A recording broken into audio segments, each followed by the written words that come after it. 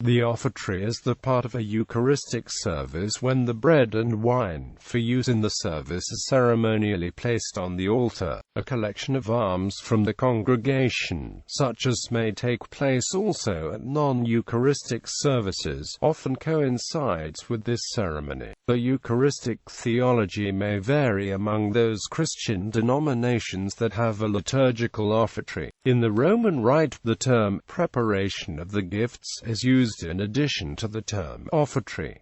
Liturgical action. In the Roman Rite, the offertory is the first part of the liturgy of the Eucharist. The altar is first prepared by placing on it the corporal, purificator, missal and chalice, the bread and wine, and perhaps other offerings or gifts for the poor or for the church, are presented by the faithful in a procession to the accompaniment of an offertory chant. The priest places first the bread and then the wine on the altar while saying the prescribed prayers, after which he may incense them together with the cross and the altar. The priest and the people may also be incensed. After washing his hands at the side of the altar, the priest says the prayer over the offerings. This was originally the only prayer said at the offertory of the Roman Rite.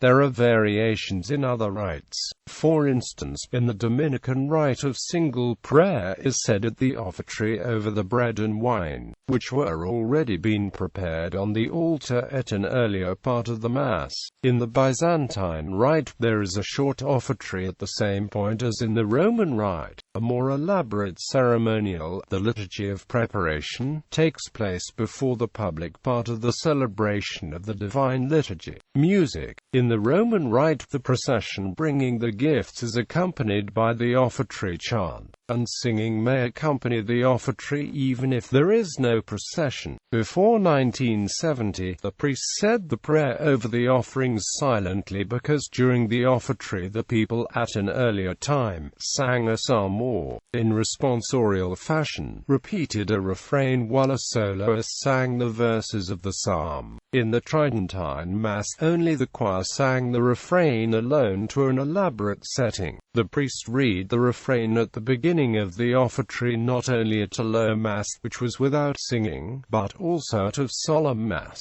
The 1662 Book of Common Prayer of the Church of England includes offertory sentences that are to be read at this point. Current practice in Anglican churches favors the singing of a congregational hymn or an anthem sung by the choir, and often both. In some churches, music at the offertory is provided by an organist.